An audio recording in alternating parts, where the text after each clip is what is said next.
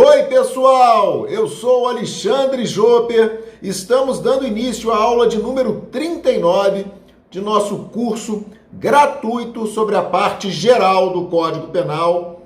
E hoje começaremos a estudar aquele terceiro nível para responsabilização penal. Vamos começar a traçar as principais características da culpabilidade. A culpabilidade que é um dos temas mais fascinantes de nossa disciplina e que foi objeto de inúmeros debates na doutrina ao longo dos tempos. E uma das principais celeumas, e é preciso trazer a discussão desde logo para a aula, é saber qual o seu real posicionamento. É ou não é, afinal, a culpabilidade requisito para a existência do fato criminoso? Durante muito tempo, acreditou-se na doutrina que sim.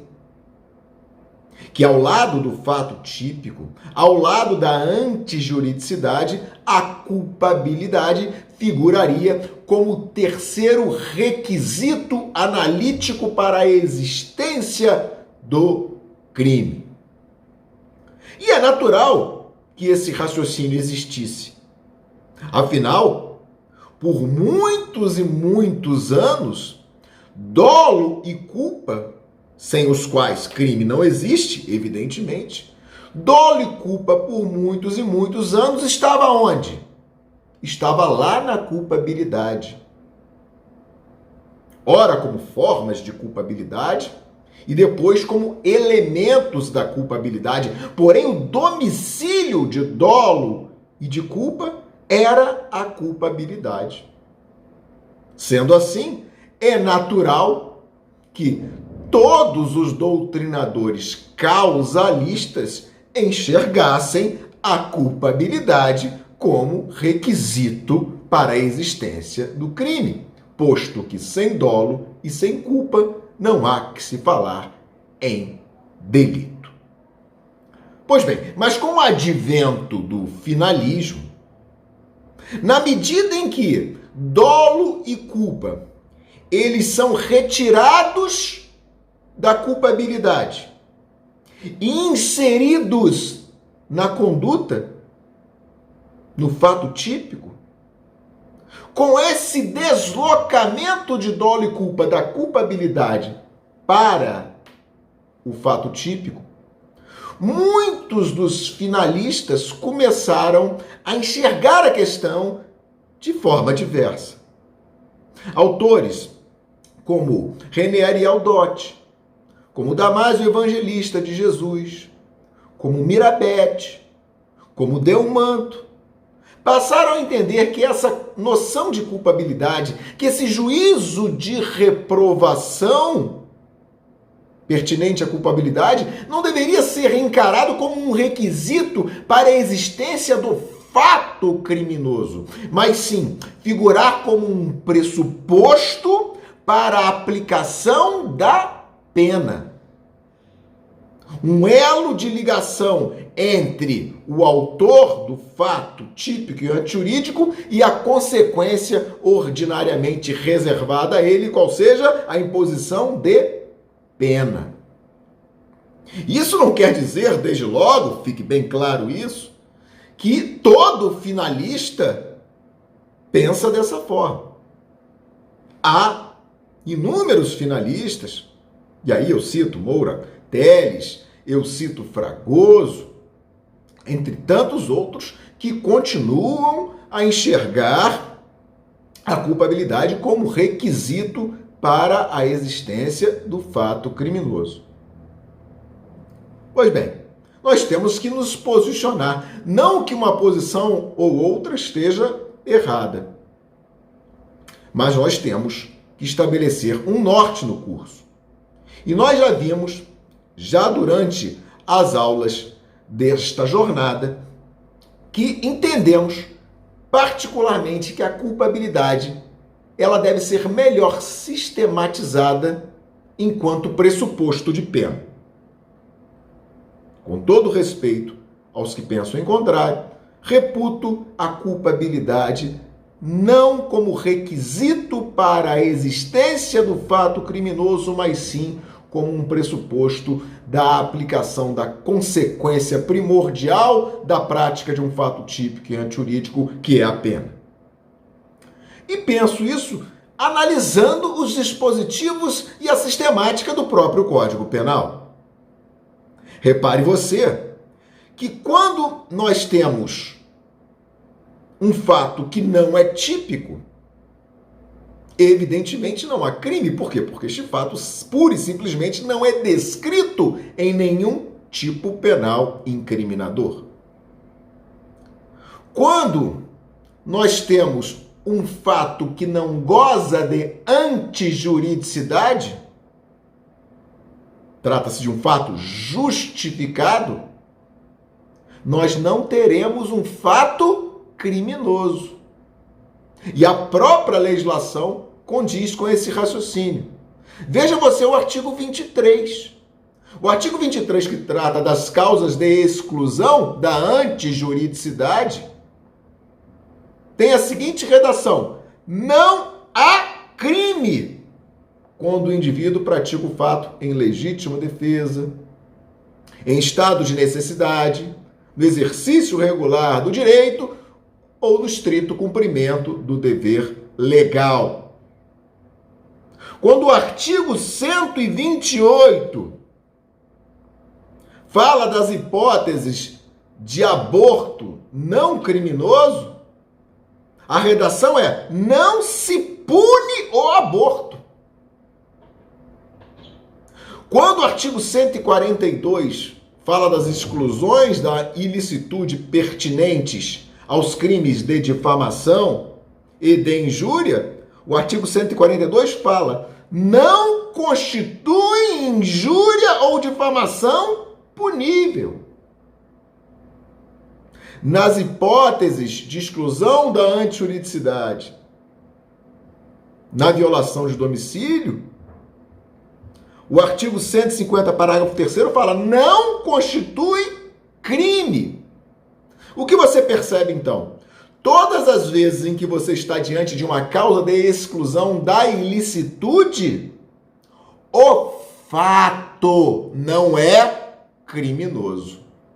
Já quando estamos diante de causas de exclusão da culpabilidade, a redação é completamente diversa. O fato não deixa de ser considerado criminoso, mas sim o indivíduo é subtraído da responsabilidade penal. Ele é isento de pena, o indivíduo.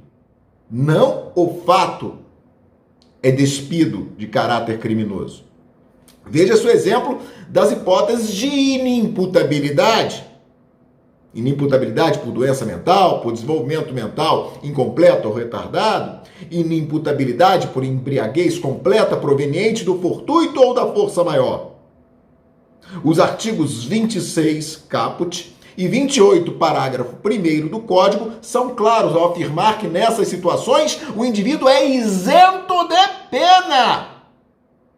Da mesma forma, nas situações de coação moral irresistível e de obediência hierárquica, que, como veremos, afastam a culpabilidade, o artigo 22 fala que só é punível o autor da ordem ou o autor da coação,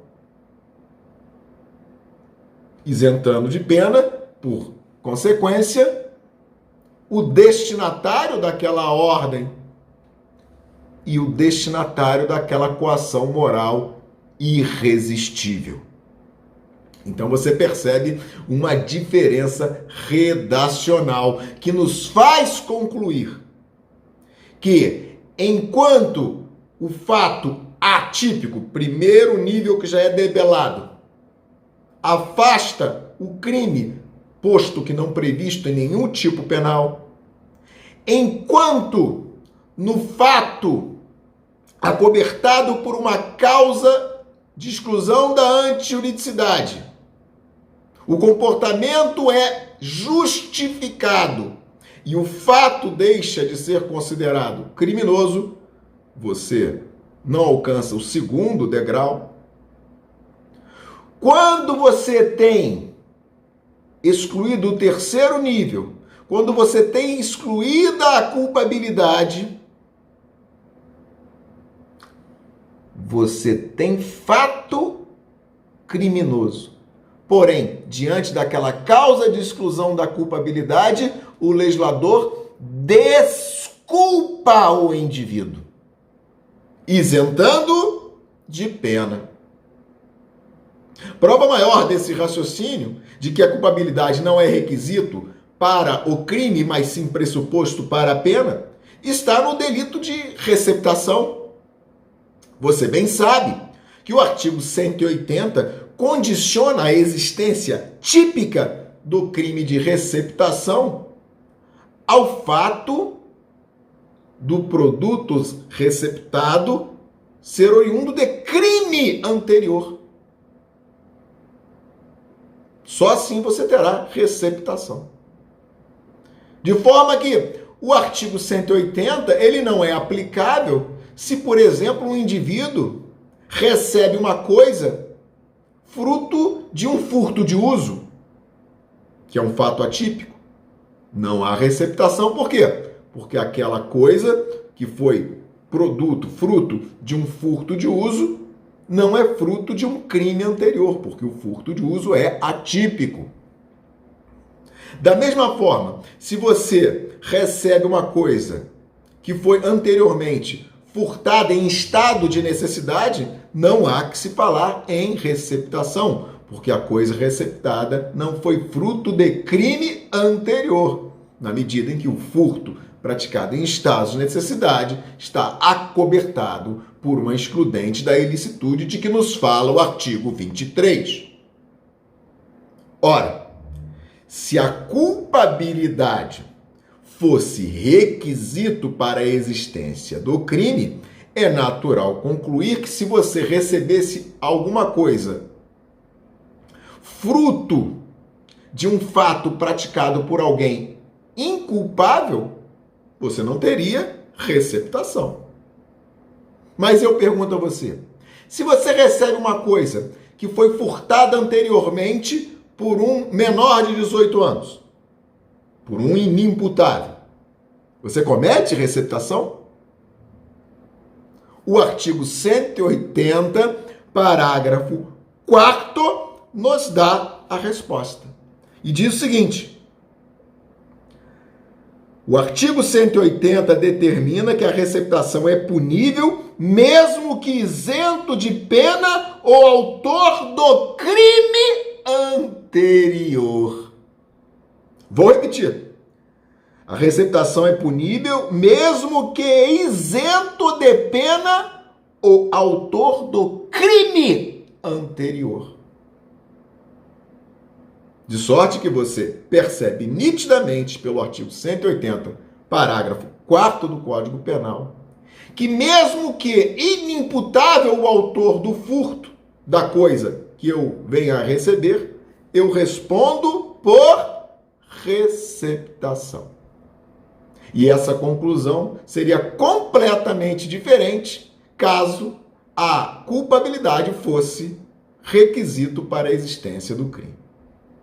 Ah, mas Alexandre, então o menor comete crime? Em tese, teoricamente, ele realiza fato típico e antijurídico. Você tem, teoricamente, fato criminoso, só que este fato criminoso não será efetivo em relação àquele menor.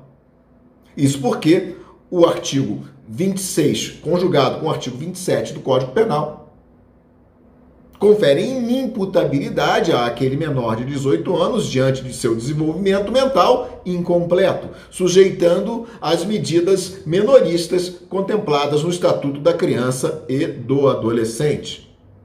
Você terá lá a aplicação das chamadas medidas socioeducativas. Aliás, é bem interessante frisar que o artigo 103 do Estatuto da Criança e do Adolescente determina que considera-se ato infracional a conduta descrita como crime ou contravenção.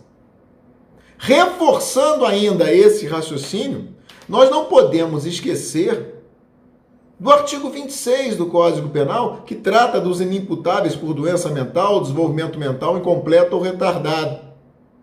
Pois bem, nós estudaremos que esses indivíduos que tenham subtraída por completo a capacidade de entender o caráter ilícito do fato ou de determinar-se de acordo com esse entendimento, estarão isentos de pena, porém serão submetidos, nos termos do artigo 97 do Código Penal, à chamada medida de segurança, que é a segunda espécie de sanção penal. Ora,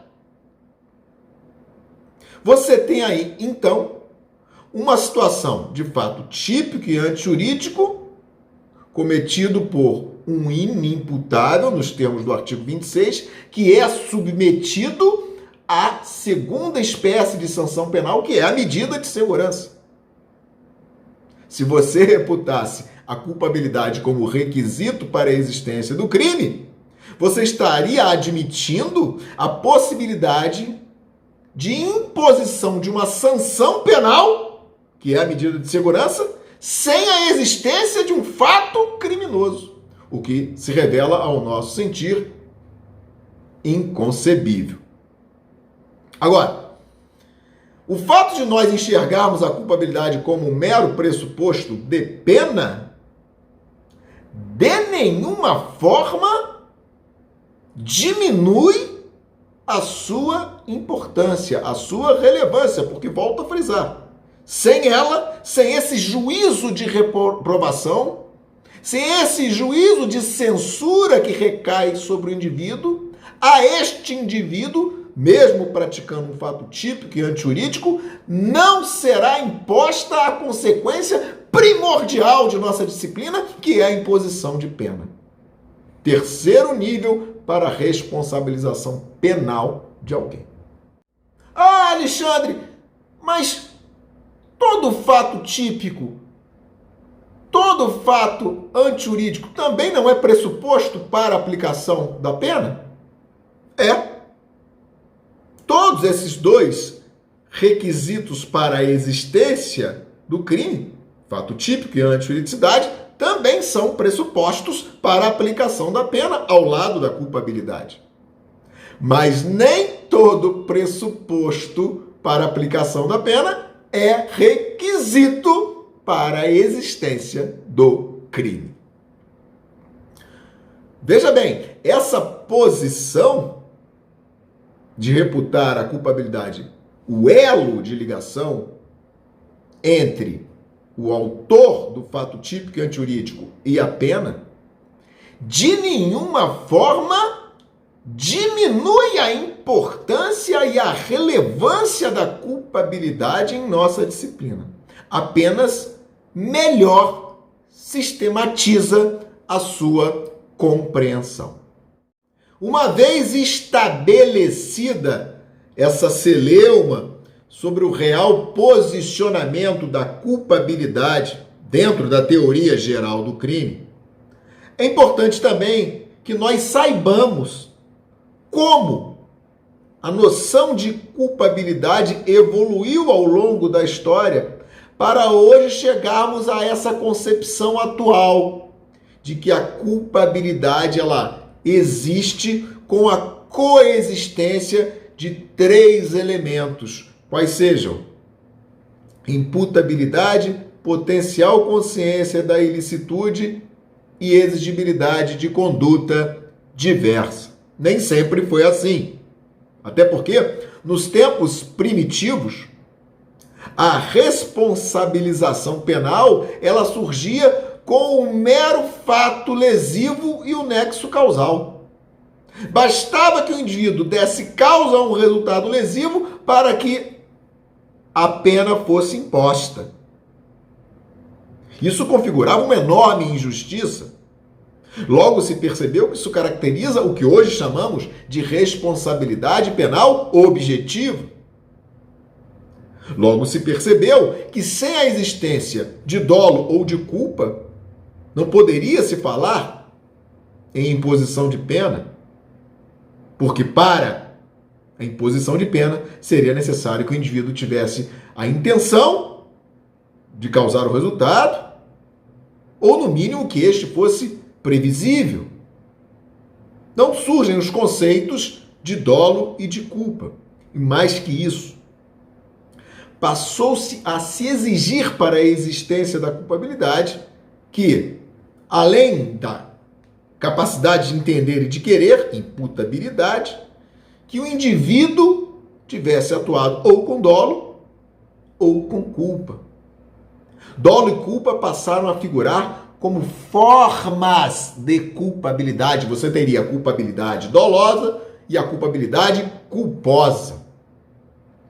Então, a estrutura da culpabilidade se faria da seguinte forma: a imputabilidade funcionaria como seu pressuposto, e esta culpabilidade teria duas formas possíveis, dolosa ou culposa.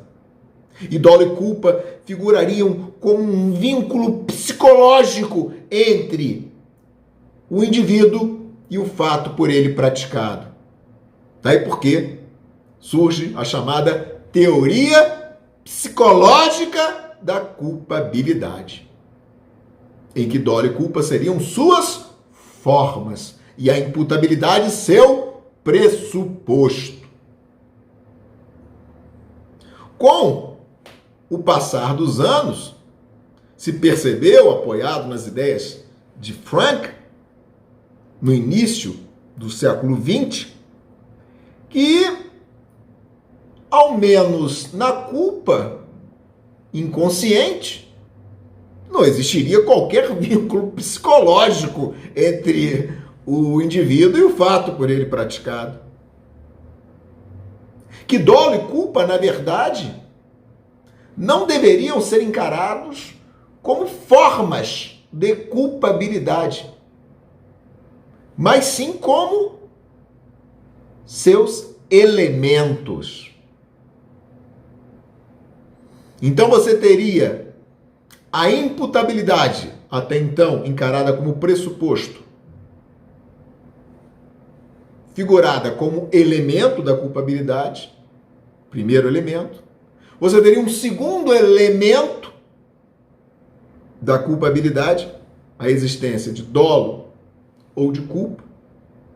E ainda surgiu um terceiro, que é a exigibilidade de conduta diversa. Afinal, se percebeu que não seria justo impor pena se fosse inexigível do indivíduo uma conduta diferente. Então, surge a chamada teoria psicológico-normativa. Por que psicológico-normativa? Porque na culpa não há vínculo psicológico algum. Então, a teoria psicológico-normativa, ela se forma num tripé. A culpabilidade se faria presente com a coexistência de três elementos: imputabilidade, primeiro; dolo ou culpa, segundo; e exigibilidade de conduta diversa, terceiro.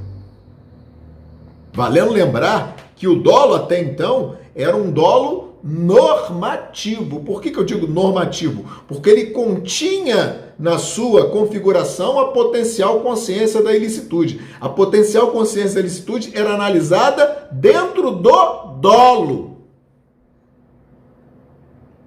Se o indivíduo agisse sem potencial consciência da ilicitude, ele não estaria atuando com dolo. As coisas evoluíram? Evoluíram. Por quê? Porque se enxergou que se o dolo é esse elemento anímico, psicológico do indivíduo em relação ao fato, esse elemento, que enseja um juízo de valor, ele deve estar fora da culpabilidade para justamente sofrer essa valoração. Então surge a chamada teoria normativa pura da culpabilidade. E ela está de braços dados com o finalismo. Porque o dolo e a culpa, que eram até então elementos da culpabilidade, eles são retirados dela. E são alocados, você já sabe aonde? Na conduta. Lá no fato típico. Ah, Alexandre, o dolo foi inteiro lá para a conduta? Do jeito que era concebido? Não. Por quê? Porque ao ser retirado da culpabilidade, nos termos da teoria normativa pura, ao ser retirado da culpabilidade, o dolo foi alocado lá para a conduta, mas foi neste momento desgarrado da potencial consciência da ilicitude que permaneceu na culpabilidade. Então o dolo, ao ser remanejado para a conduta, ele assim o foi para ser, a partir de então, concebido como um dolo natural, despido da noção de potencial consciência da ilicitude. Então, nos termos da teoria normativa pura, que espelha a noção atual que temos de culpabilidade, a culpabilidade passa a existir com a coexistência de 3 elementos. A imputabilidade, primeiro, a potencial consciência da ilicitude, segundo, e a exigibilidade de conduta diversa, terceiro. Então, essa imposição de pena, terceiro nível de responsabilização penal, ela pressupõe a coexistência desses 3 elementos. Em primeiro lugar, você deve ter imputabilidade, ou seja, essa capacidade de entender e de querer. Essa capacidade de maturidade e sanidade mental que fazem com que o indivíduo esteja apto a entender o caráter ilícito do fato e de determinar-se de acordo com esse entendimento. Em segundo lugar, não basta que o indivíduo tenha essa capacidade orgânica de maturidade e sanidade mental. É necessário que esse indivíduo mentalmente são tenha possibilidade, naquele caso concreto, de compreender que aquele episódio é ilícito. Potencial consciência da ilicitude. E além disso, a imposição de pena pressupõe que seja demandável, que seja exigível daquele indivíduo um comportamento diferente daquele que ele empreendeu. Então, exigibilidade de conduta diversa. Perceba bem, gente querida, a culpabilidade só surgirá com a coexistência desses 3 elementos. Então, quando você for estudar na aula que vem as causas de exclusão da culpabilidade, conhecidas como dirimentes, você vai perceber que cada uma delas vai excluir um certo elemento da culpabilidade e, por via de consequência, a excluirá por completo. Então, as inimputabilidades por doença mental, por desenvolvimento mental incompleto ou retardado, ou por embriaguez completa proveniente do fortuito ou da força maior, excluem a imputabilidade. O erro de proibição exclui a potencial consciência da ilicitude. A coação moral irresistível e a obediência hierárquica excluem a exigibilidade de conduta diversa. Assunto para a próxima aula. Meus queridos amigos e amigas, foi mais uma vez um grande prazer estar com vocês. Espero que tenham gostado da aula e, se assim ocorreu, um like é sempre muito bem-vindo. Valendo lembrar que a inscrição de vocês no canal do YouTube é providência super importante, não só para fortalecer esse projeto de ensino gratuito, como também para fazer com que vocês recebam as notificações das aulas futuras. No mais, eu desejo a vocês tudo de bom e bons estudos!